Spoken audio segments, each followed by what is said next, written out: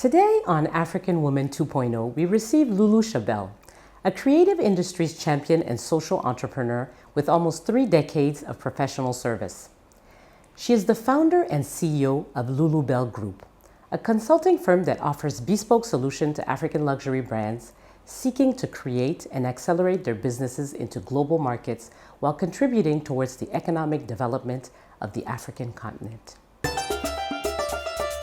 African woman, African, African woman 2.0. African woman, African, African woman 2.0. Lulu Shabell is the founder and CEO of LULUBELL Group, a consulting firm that offers bespoke solutions to African luxury brands seeking to create and accelerate their businesses into global markets while contributing towards the economic development of the African continent. In partnership with Portugal Fashion and supported by Afrique Bank, Lulu co-coordinates the biannual Portugal Fashion Week in Porto, featuring African designers on the main runway calendar. The designers also participate in a 10-week customized mentoring program on the fashion business. This past year, Lulu partnered with Armando Cabral to create the Mercado pop-up project at the Rockefeller Center in New York City. Before her entrepreneurship journey, Lulu worked with the United Nations and some leading global luxury hospitality groups, including Kempinski, Marriott, Movenpick, and Serena Hotels Group. She is an advisor to the Grassa Machel Trust Initiative on Youth-led movements in Africa, a goalkeeper for the Sustainable Development Goals with the Bill and Melinda Gates Foundation, a member of the Boardroom Africa, and a member of the Africa Leadership Network. Lulu holds an MBA in Organizational Behavior from the European University, a Bachelor of Science degree from the University of Wales, and a Bachelor of Science in Hospitality and Tourism Management from the Glion Hotel School in Switzerland. Hi, Lulu. Hi, Aisata. How are you? I'm well, and you? I'm good. It's such a pleasure to have you today with us. It's good to be here. It's good to be in here. Abidjan again. Yes. You know, I always say Abidjan is, what does it say? Abidjan de Sédou? Oui, Abidjan est le plus doux au monde. Ah, maintenant it's even more, le plus doux au monde. They used to say c'est doux, and now it's le plus doux au monde. So it's the best. Incomparable. Right? Well, fair enough. I'm happy to be here. Welcome. Thank you. Or as they say here, bienvenue. Merci beaucoup. Merci. So, Lulu, tell us, you are a social entrepreneur. Yes. What is a social entrepreneur? Aisata. I don't know. You know, sometimes we call ourselves things, you know, that sound good, but in reality, it is much more, I think, complicated and more nuanced than you think it is. And I think why I call myself a social entrepreneur actually goes back to who I am as a person. I think my life, my career, my whole journey has been around serving people. Yes. When I was 4 years old, I told my mother that I wanted to start an orphanage. Oh, wow. Really? Yes. At 4? 4. Okay, you so know, you really wanted to help people. I wanted to help people. But then at the same time, you also need to eat. And you need to make a living. But you discovered that later on, right? Later on. And that's why a lot of things have changed since that childish dream or vision, rather. So why I call myself a social entrepreneur is because I've literally gone through my career serving people in one way or another. So whether be it with the youth that I, you know, mentor through the program we ran, whether be through the fashion projects that I ran, whether be it with the Chess Foundation where I started, or the UN, or in hospitality where I've been, it's always been in service to people. But then in the course of this journey, I've also figured out how to make a bit of money out of it. And therefore... That's the good part. Exactly. Yes. And therefore, there's always the element of service, but then there's also a part of, I need to also give back to myself. And that usually equates into, you know, into some form of feedback into my bank account, so to speak. Because at the end of the day, It is what it is, you know, it is what it is. And I think we go into some of these things very naively thinking, you know, I'm going to save the world, you know, I want to make a change. But it's hard. It is hard. It is hard. And you realize it afterwards. Afterwards. You go in with these, you know, these beautiful dreams, Yes. and then you realize I still have to eat at the end of the month. There's still bills to be paid. There are, you know, children to be fed. Yes. And I think we have these very, what do you call it, lofty ideas of what service is, but then you realize that you really can't do them without creating structure. That's true. You know, and therefore that's where the entrepreneurship also comes in. You know, you need support staff, you know, you need to be able to pay for services, you need your logistics and you need all these things. So these structures actually force you into entrepreneurship. Absolutely. You know, absolutely. so and you need money for and you this. need to be able to, Right. to fund those things. Right. Yeah. You've worked with the United Nations. You've also worked in hospitality. Yes. So how did this love of fashion come about?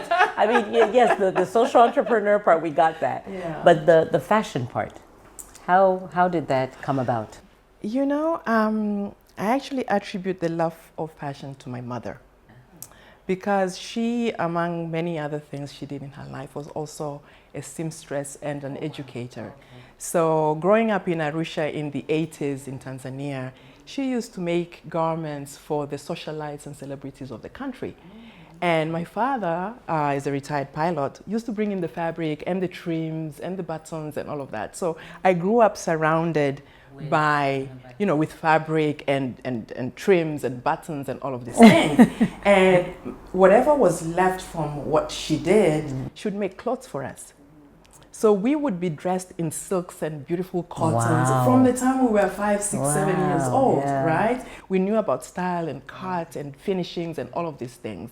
And therefore, you know, I think at 8, I had made my first dress. Oh, so you actually I actually make my own, yes. I don't do it now. Yes, But but I you actually- used to. I did. And I went to boarding school, convent, of course. So sewing was one of those things. Yes, and therefore absolutely. it At the continued time. to, yes, to add on to that interest. So life as would have it, you know, I went into my career, did hospitality, the United Nations, but this part of my interest always called me back. And therefore I started doing it informally by, you know, inviting people for pop-ups in Geneva, you know, wearing African design, you know, and then I realized there was a lot of interest. Every time I put on something or I organized something, a lot of people showed up and thought, okay, maybe I should actually consider doing something. When did you see that interest come about? Actually, it's been about 10 years. But just at the onset of COVID, I had this moment where I was reconsidering my life. I said, if I was to go today, what would my legacy be? You know, what are we going to remember Lulu by? And I looked at myself, I thought, you know, this is one thing everybody talks about when I show up. It's my sense of fashion. So I'm like, okay, what can we do again to serve the industry in a way that I can contribute to it? And therefore I started literally LULUBELL on that whim, you know? And in the process of starting that, the idea was to build African luxury brands around fashion and art and music. But as chance would have it, in February of 2020, I got a call from a friend of mine. I think it was around 11:59 on the 4th of February. I can't even tell you the date. And he asks me, you know, where are you? I said, I'm home. It's like, why aren't you in Cape Town like everybody else? I was like, what's happening in Cape Town? It's like, oh, there's this football, there's this Sindaba. I was like, well, it's not my thing. It was actually, no, it was tennis. Bill Gates was playing with Trevor Noah. Remember that match? So I said, it's not my thing, and I wasn't invited, so I'm home. He says, well, I have a friend of mine, and he is from Portugal and wants to do something in fashion. Can I introduce you? So I said, why not? So we, you know, subsequently met, had a phone conversation, and they invited me to Porto to now attend the Portugal Fashion Week of that March. So I took my son, thought, okay, we'll have a nice weekend. We went to Portugal. We got there, and the following day they shut down the fashion show because oh my God, COVID. COVID. It was COVID. Yes. And therefore, we were like, okay, so Yeah. we can't really Now I know see- why you remember the date. we can't really see what you're doing, but we had a chance to sit down. So I was able to sit down with him together with the directors of Portugal Fashion. And I gave them, because now in this 10 years and this, idea reflection period, I already figured out what I wanted to do. So I sold the concept, the idea to them. And they were happy to actually, test it out. But then again, we're like, okay, it's great. We can work together, but who's going to fund it? Yeah. That's always the problem. It's always the problem. It's like the ideas are there. The but money is always exactly. missing. So we went back to the person who introduced us. Yeah. I said, so where are we getting the money from? And that's how we were introduced to the Afrique Bank. Yes. Because they were doing, they were really busy trying to promote African fashion and build an industry really to be able to at least contribute to the development and economic empowerment of the youth. Right. And they were happy to come on board for 3 years. So we now are in our 3rd edition. So we have 20 designers who come in every edition, so March and October. And the whole idea is they come, they showcase on the runway, in showroom as well, and then they have a 10-week mentorship program where they learn about the business of fashion, everything to do with production, manufacturing strategy, product development, all of that. So it's a whole program. It's a whole program. And that particular program on the mentorship is driven by the London College of Fashion in partnership with them. And then we have now, because Portugal is a hub for production and manufacturing, we also have industrial visits to now, plug them into the possibilities of producing and manufacturing in Portugal when they get the big orders. Right? And therefore, one of the other things that we also do is provide that access to market through trade shows and showrooms. So this March, our first group of 15 people went to the Paris trade show, Tranoï. And it was quite a big success, obviously very much encouraged and supported by the Afrique Bank. And we're able to have our own lounge with the 15 designers. And almost every designer had sales. So they're busy servicing those orders now. And I think after 3 editions, we're starting to see the impact. Yes, exactly. And obviously the increasing need to do more. So yeah, it's... So how do you select your designers for this program? Actually, they do it's through an application program. Okay. So we're about to do the call for application for the coming edition in March, next week. So we run a call for application through a press release with the Afrique Bank. Right. We put it all on social media, and of course there's a criteria. Of course, yeah. Yes, and what you actually need to prepare to apply, and then we have a jury, an international jury who does the selection. Wow. Yes. So it's very thorough. So it's very thorough. It's very thorough. So we usually have I was about to send a whole bunch of people. Oh, sorry. I know somebody who knows somebody. No, unfortunately not. Yeah, no, I mean, I understand because you have to go and you're in a fashion week. Right. And because we have sometimes we have between 200-300 people applying. Yes. Yeah, so I can imagine. Right. You want to be fair because sometimes you also have, we always have this running joke that most of the applicants are Nigerian. Yes, I was about to say. I'm sure. They're the bulk of. They are the bulk. But so do you try to say, okay, we will take only so many Nigerians? Yes, because you see, every time we have an edition, we have about 15 countries. 15, okay. Represented, right? When we have all Africans? All Africans. Okay. So from Tunisia all the way down to South Africa, right? So we try to be fair in that aspect. And therefore, even if we have 5 or 6 really good Nigerians, we literally have to just pick 1 or 2 so that we can provide that opportunity for other countries as well. Because or else you would only, it would be Lagos Nigeria Fashion Week presents in Portugal. Yes, it will be Canex presents Nigeria in Portugal, So, but then, I always say that there's lots of opportunity. There are a lot of platforms at the moment. Absolutely. And there's enough space for more platforms, as long as at the end of the day, they feed into an infrastructure that is sustainable.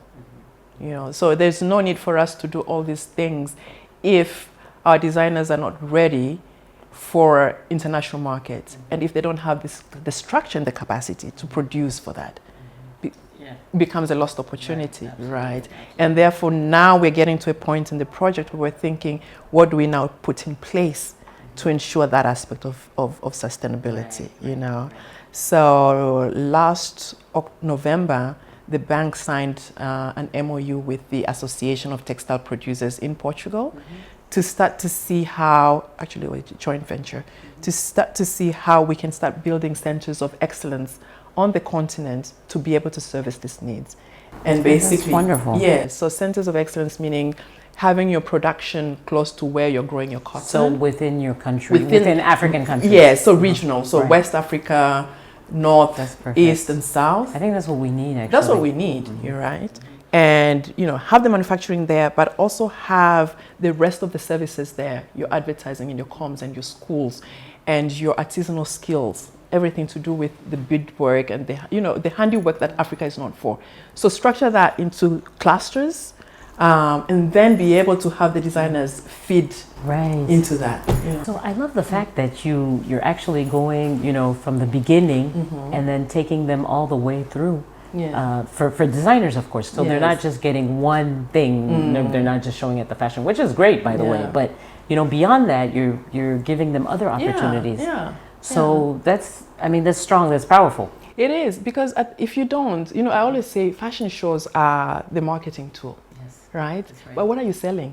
That's the thing, because a lot of Yes. designers do complain about that because they go to these fashion weeks. Yes. It's wonderful, bright lights. Yes. They meet a lot of people, but then afterwards, they've had to fund this whole trip. Yes. It's expensive. Yes. They produced, but they haven't sold anything in reality, right? You don't sell, but also I think more importantly for Africans, even before selling, because selling is not the problem, is the framework on which to be able to sell. It's Absolutely. good. I always use this example that there's one designer a couple of years ago had this product she had, and she had gone to an exhibition, and a Black American celebrity wore it, and everyone went to her social media to order one. Yeah. She had almost 1,200 pieces ordered. Her Instagram crashed, and she couldn't service that order. Yeah, she couldn't produce She it. couldn't produce it. Right. So even with the best intention, she was unable to actually make money out of it. And that's why I always, talk about it is okay. It's fine to go to fashion shows, but you have to be ready to attend fashion shows, because on the back of that, you need a whole back office to ensure that your capacity around production, your fabric, your supply chain, your distribution works. Otherwise, it's a wasted opportunity, So I think more than what we're doing, what we are also seeing now is how the designers are coming together and working together, right? Because in as much as we have these grand ideas of what we want to achieve, they take time. And therefore we have, examples now of designers who have come together. They have pooled money together. Everybody has contributed to a pot of money. And through that pot, they now, fund each other based on what their needs are. Whether it's purchase order production, whether it's branding, whether it's, they've done a common lookbook. Yeah. And they've all taken out their business cards of who they know. So they're calling buyers, they're making it work for them. And for me, that is even better than what we're doing, because you see they're engaged. Yes. Right? Because when you see effort, then you can do right. Yes, you can and you push can more. actually that's where you start Yes. getting the fundings and things, Exactly. because people see that you've come together. You've come already together. started Exactly. half of the work. Yes. It's just a matter of a little push to get Exactly. you. Yeah. So with the bank, I know the bank is facilitating the the formation of what would look like an association or a co-op for all the designers and the cohorts and other designers who are interested to join in. And basically what that will do is, through that formation of this co-op, we'll have a shared services platform where all the designers can now benefit from reduced rates on advertising or communications, distribution, Yes, sourcing. That's what they need. And then also even the marketing, because oftentimes they, even getting the books ready and the lookbooks ready, they're not able, they're not able to do that. They're not. And therefore, we are hoping that once the structure is put in place, that becomes a game changer now. Right, and they would own it, right? They would have a governance structure. We would have investors come on board for sure, but it will be owned by the designers themselves. Yeah.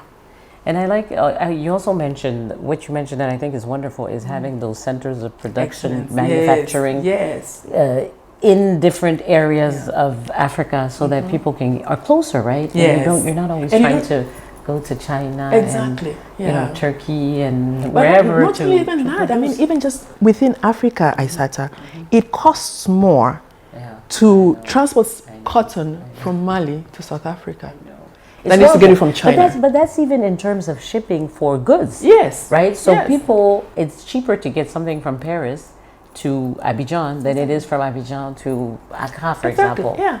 And for me, what is so even more painful is, why do I need to actually, we produce cotton. It's shipped to China. It's made into thread and fabric, and then we buy it to bring it back. But that's the story of Africa in general, for everything. Yeah, for everything. Yes, I'm It's talking sad from that to lens say. of, you know, I see how designers struggle to get fabric, right? And that also brings up another question of, do we actually need Africa fashion or the African ecosystem?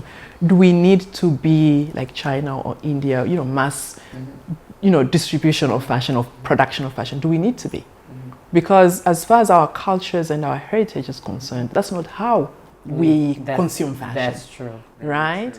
So with this world going crazy about climate change and slow fashion and consume as you go, do we really need to go grand, you know? Or do we actually need to go back and look at our values and build luxury, you know, African luxury around our heritage and our values? Speaking of African luxury, do you think we really have African luxury? We do. We do? We do. Now we do. We're starting to. Yes, but you see, the thing is, Africa produces luxury by default. And by default, I mean the fact that we lack infrastructure and the capacity to produce in mass. We do luxury because we take time and with limited resources to do a very small collection of very beautiful things. So that's by definition really luxury, right? And because it's all artisanal when you look at it, and the heritage aspect comes to it, we do produce it. Our problem is always around the storytelling. That's the problem. The branding, the packaging. That is always the problem. We're not able to sell well. Well. We sell, but now Yes, well. Well. But now you have products, you have people who are creating beautiful products, not at scale.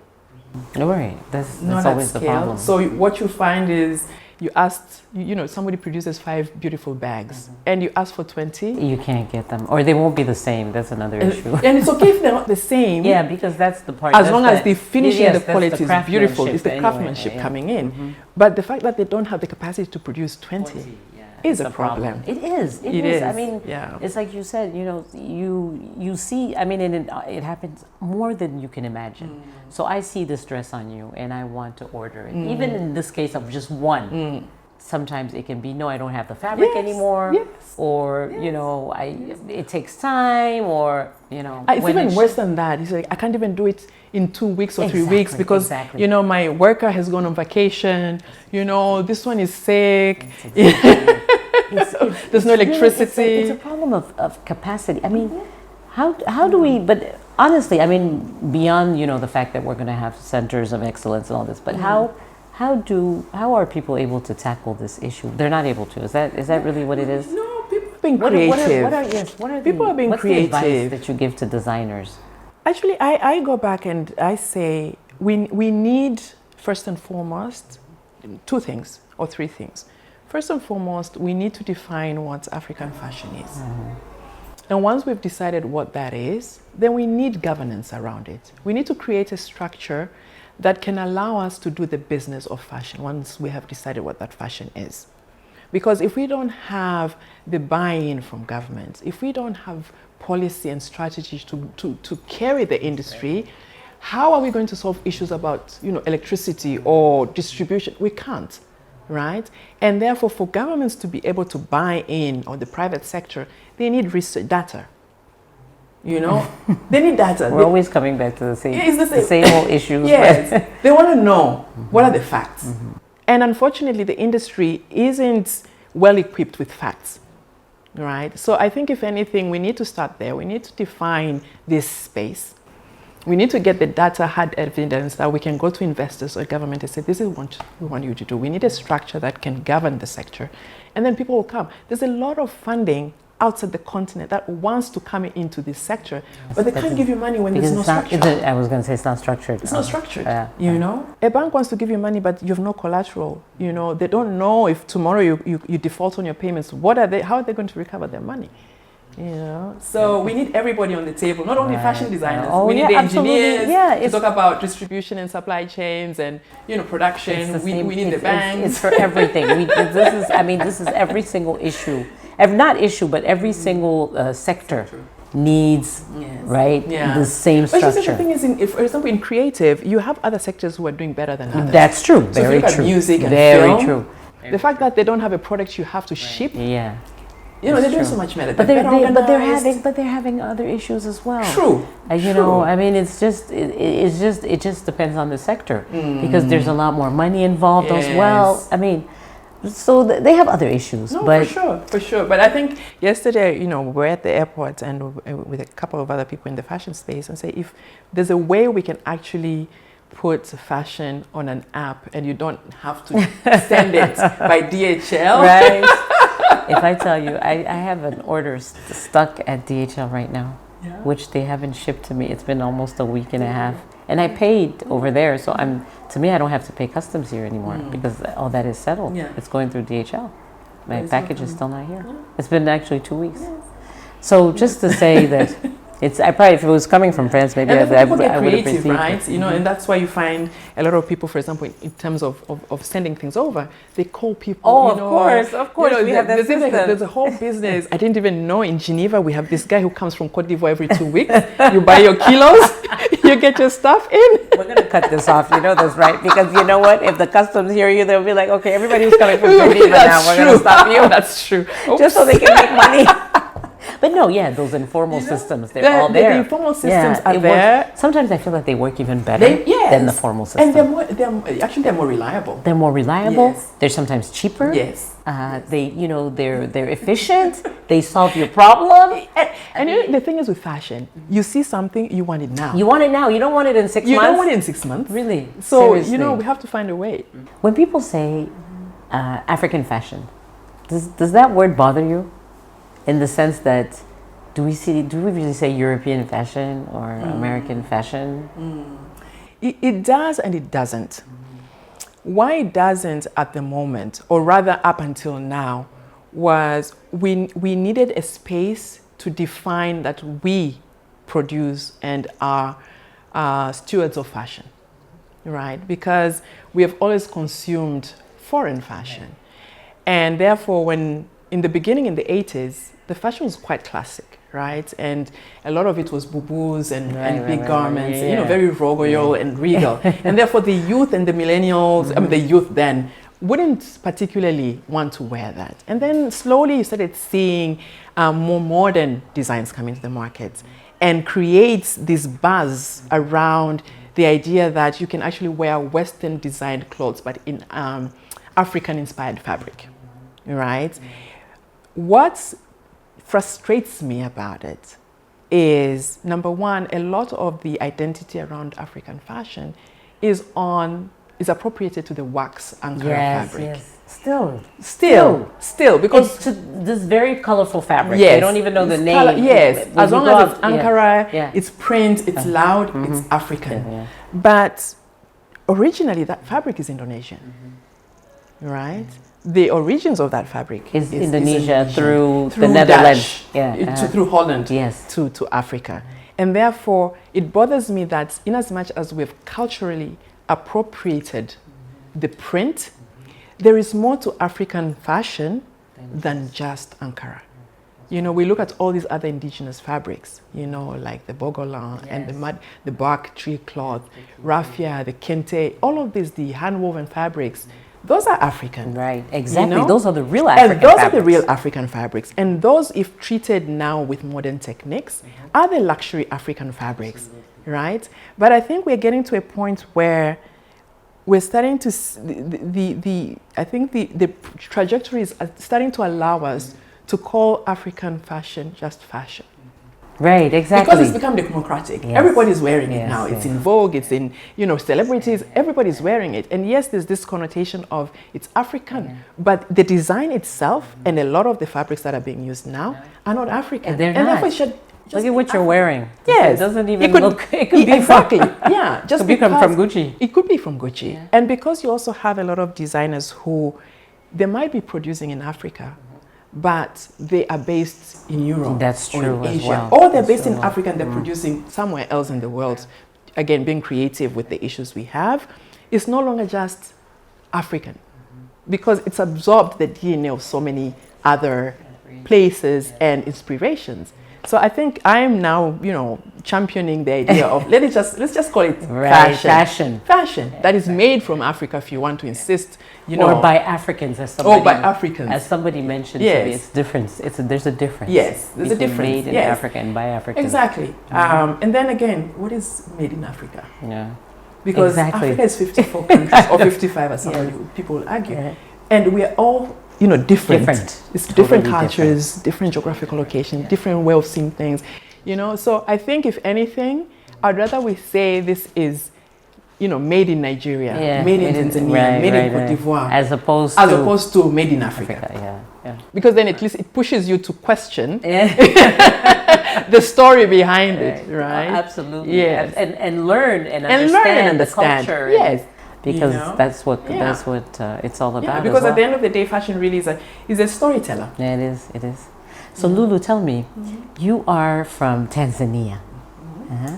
So you're the first Tanzanian we've actually interviewed. So Oh, I'm so happy wow. to say that. Thank you. And what brought you to, because you're based in Geneva. Yes. What brought you to Geneva? Was it work? No, it was school. Oh. I went to school. I think initially my father wanted me to be a doctor. Yes. Didn't they all want us to be doctors and engineer, lawyers and all of these things. bankers? And because again, this whole idea of wanting to serve, I thought, Yeah. okay, I'll give him the pleasure of entertaining the idea of being a doctor, but it wasn't me. You knew in the back of your head this It is wasn't not me. happening. And therefore, in this space of wanting to serve and how I would, in fact, I wanted to take care of people, but people were happy. Yeah. And therefore, I started working with the Tanzanian Tourist Board after I came back from the US. And in the process of working with them, I But got wait, you were in Geneva. We were in Geneva. For yeah, school. I have to bring you back to why I got to Geneva for Okay. school. Oh, okay. That's true. I didn't have to ask the right question. I should have asked you. Tell us about yourself and how. No, that's your career- fine. Yeah, That's no, fine. We'll go get to it anyway. So I started Serena Hotels, which is it's a hotel chain. I've heard of them in Kenya. In Kenya, Yeah, Tanzania, yeah. then in a couple of countries. They were opening properties in Tanzania. And somebody approached me to apply for a job with them. And I thought, okay, why not? I literally went in very blind and naive, applied, got the job to be front office manager. Wow. Went for training to Kenya, came back. We opened the 6 properties in Tanzania, and then I was stationed in one. And I loved what I was doing. So the GMs were all from Swiss schools. Oh yeah. Yes. Yeah. They told me, if you want to do this seriously, go to school. for And if you're going to go training. to school, go to Switzerland. So of course I had to tell my father that I was going to hotel school.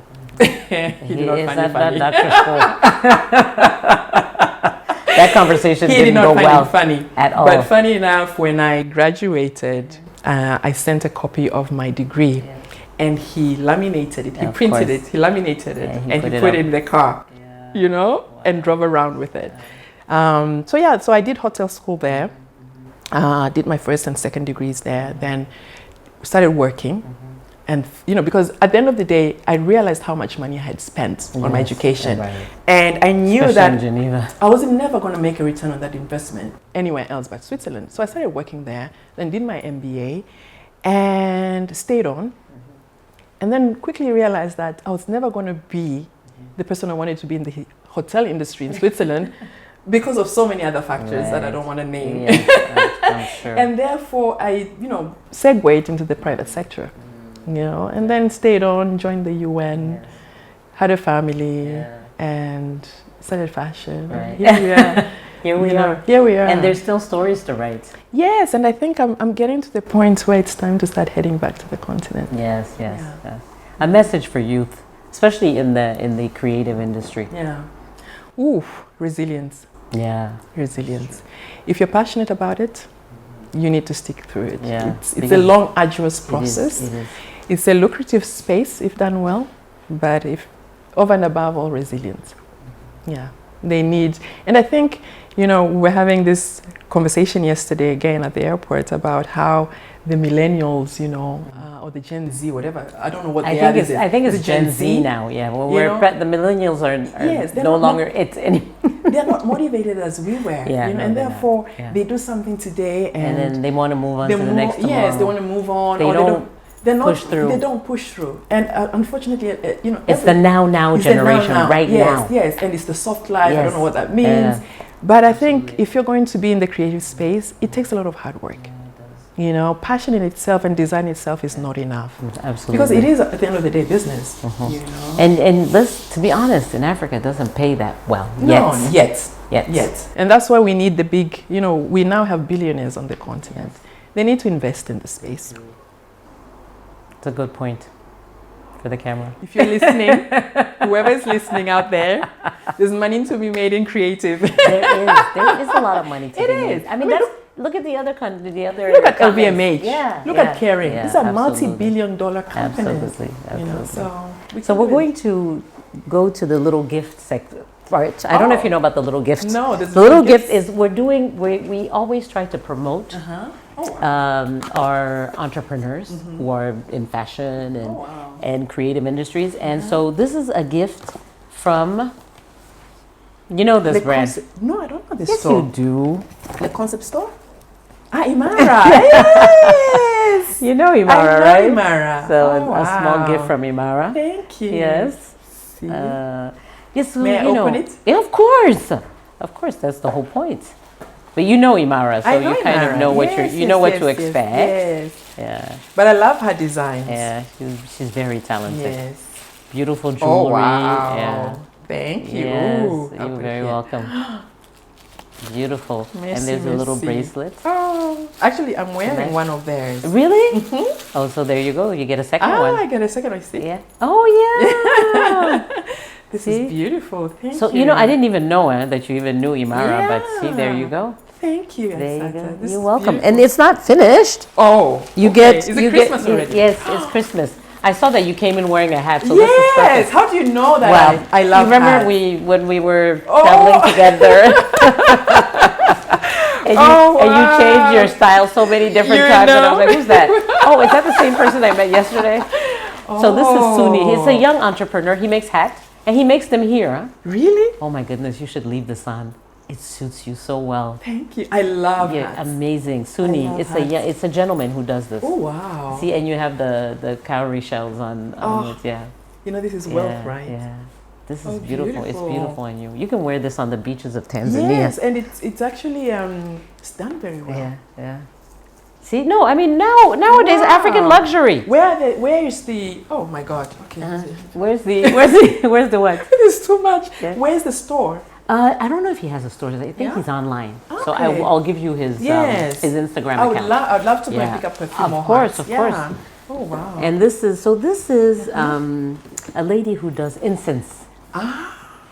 You know, you know me well. you like oh, but you know the good thing is that the way she did it, you know, she did the sprays. Right. So you don't have, you know how we burn You incense? burn it, yes. But that's a little bit too complicated. Oh, wow. So we just decided to It's give you Christmas. yes, it's Christmas. It really is. If it's not your birthday till the end of the year, then it's Christmas. Oh, it's That's what we're Christmas. celebrating today. Oh wow. Yeah, so it's incense. It's a young lady. She's a student. Uh-huh. She contacted me. She says, I do incense. I'd like to see if you'd be interested in promoting my products. And I said, of course, I'd be happy to. Oh, And it smells wow. super good, right? And you can spray it. So It it's can be home- you can spray. You can Yeah. body. No. Really? It's Even everything. for body? Oh, wow. Spray, clothing, anything. Furniture. Materials. It's for everything. You know, I'm gonna bring this as they are back to Geneva and Yeah. I'm putting them under the Christmas tree. So it'll be Christmas. It'll be Just Christmas. make sure you take pictures, you tag them, because we're trying to promote all these I super will. designers. I will. I they'll do be so that. I happy. do that because Yes, it's important. any Absolutely. opportunity to put the brands out there. Right. You know, it's I love that. important. It's Thank important. you. Oh, thank you. Thank you for Thank coming. you. Thank you Oh. for, you know, taking the time. Thank you so much, Lulu. Thank you, Aisata. It was Thank a you. real pleasure. Thank you. And I look forward to the next city or country Yeah. or somewhere around the globe. Well, we'll meet again. We'll meet again. It might be Portugal. You never know. You should come. I will. You should I come. will. Trust me. Let I me will. know. I will. Yeah? Thank you for watching. Please stay tuned for the next episode of African Woman 2.0. And don't forget to subscribe to our YouTube channel, Afrique Femme. Thank you. Until next time. Africa.